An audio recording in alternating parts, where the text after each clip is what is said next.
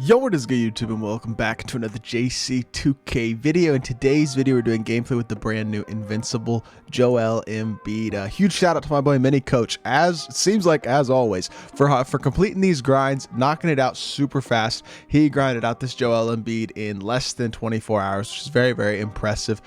Basically did it from start to finish as far as I can tell without really taking very many breaks or anything like that. So huge shout out to him for doing that. I appreciate him letting me hop on his account to record this gameplay as well.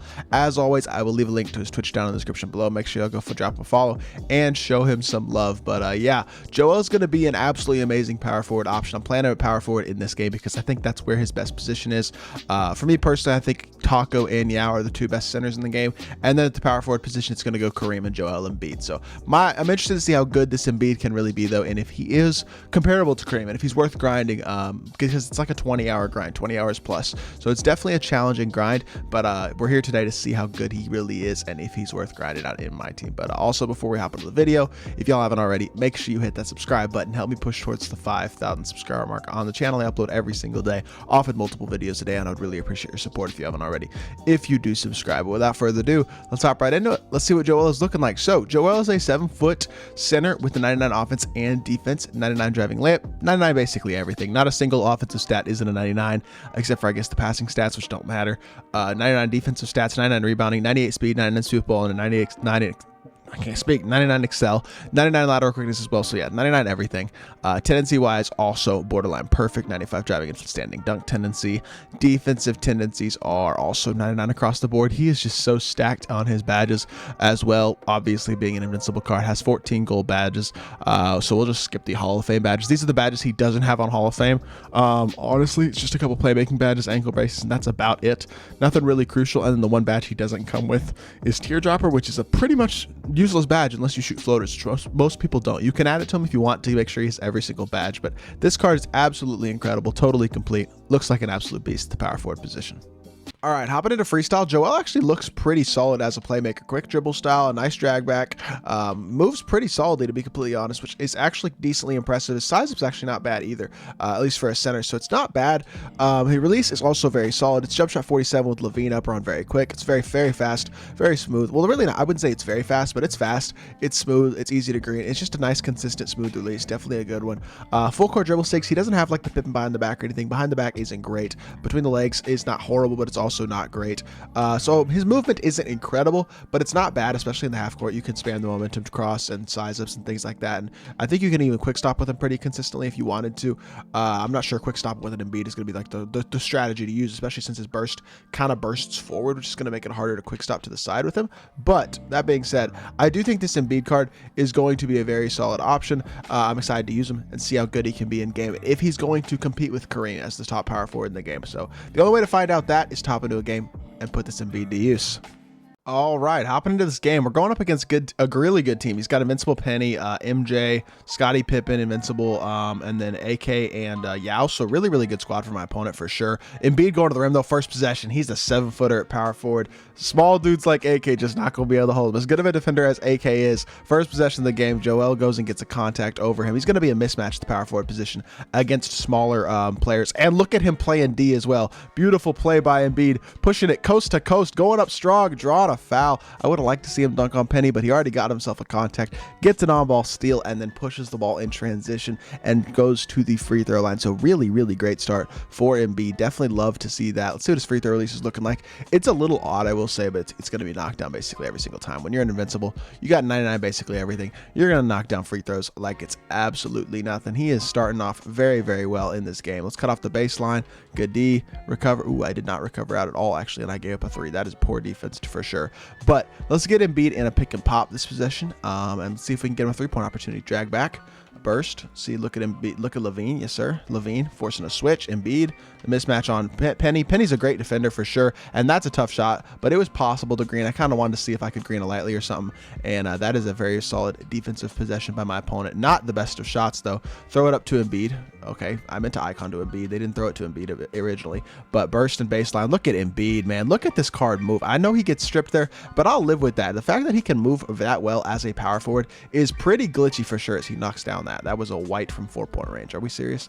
This game stinks, but whatever. Struggling a little bit on the defensive end, but that is okay. Hit the pop. Joel Embiid, 4-3, green light, smooth, easy release, and he's got all 7 of our points so far.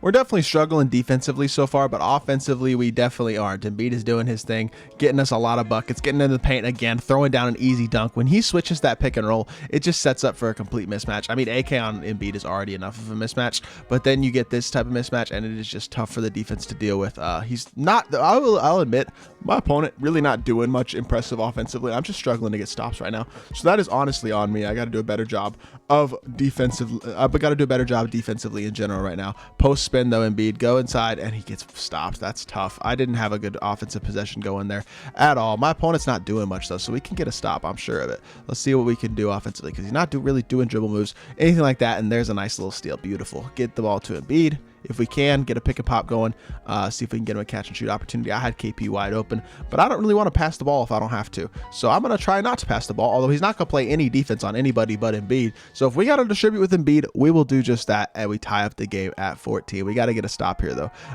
D-up. Come on, baby. Come on, Levine. We need stops. That's not a good shot at all. Great contest by Pippen. And of course, we don't get the rebound. He gets a putback with Yao. Yao and Taka are really just such mismatches against any other center in the game, which is really kind of crazy to see, but it is what it is. Get another pick and pop going. Hit the pop again. He's switching every pop. He's making it tough for me to get the catch and three-point opportunity off, but it don't matter because Embiid's going to blow right by, get back to the rim, and throw down another dunk. Still has all 16 of our points.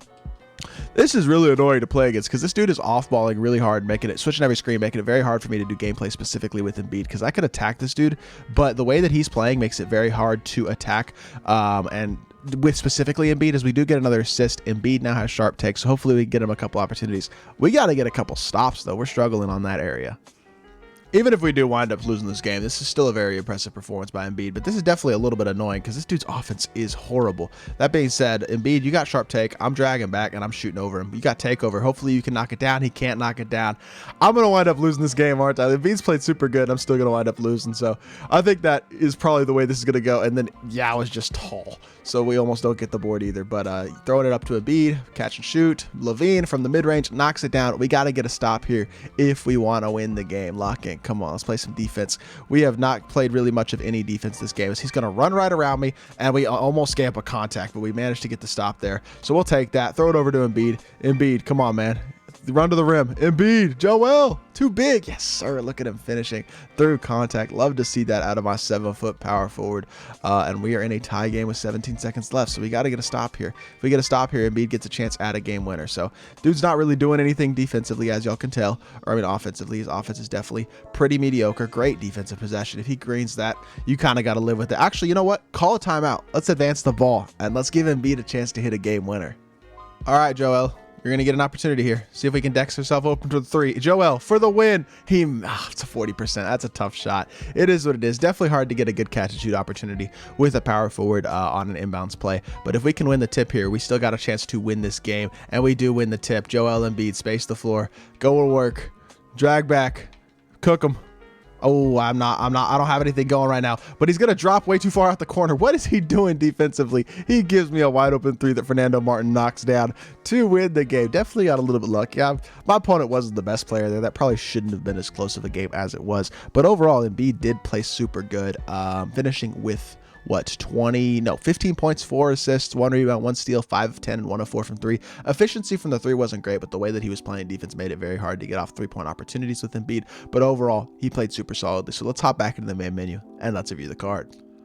All right, in conclusion, Joel is definitely an absolutely power forward. He is the best power forward that we've seen so far this year. The problem is we're also getting Invincible Kareem today, and I think Invincible Kareem is going to be better than Joel Embiid because what Invincible Kareem has going for him is just a little bit taller player than Embiid. He's 2 inches taller. He's also got a better player model with an afro that makes him look really, really tall, and I think his defensive animations are also going to be better than Joel. So I think Kareem is definitely going to be a better option than Joel at the power forward position, but I think Invincible Kareem is the only card in the game that is going to be better at the power forward position than Joel right now. I would take Joel over Hero, Kareem, or Giannis, or Nate Thurmond, or Bob Nedelicki, etc., etc., etc. Wilt at the power forward, Shaq at the power forward, Dirk at the power forward. I would take Joel over all those cards. This Joel Embiid card is definitely absolutely elite, and if you do grind him out, he's an incredible free option that you can add to any squad in my team. It's just a long grind, so I think the question really is it worth it to you to spend almost a full day in terms of gameplay grinding out this Joel Embiid? If it is for you, go for it. You're going to have one of the best cards in my team. If it's not, that is totally understandable as well. I personally will probably be not be grinding out this card because I'll probably just run Kareem at the starting four and then run somebody like Bob Nedelicki at the backup power forward still, just temporarily until we get an invincible D-Rob or an invincible Bol or something like that. So for me personally, I probably won't be getting this Embiid, but he is definitely an absolutely incredible card. So if you do grind him, he has a spot in your lineup for sure. So hopefully you did enjoy this video. If you did, make sure you hit that like button, leave a comment, and subscribe, and I'll be back with more 2K content very, very soon. I appreciate y'all. Peace.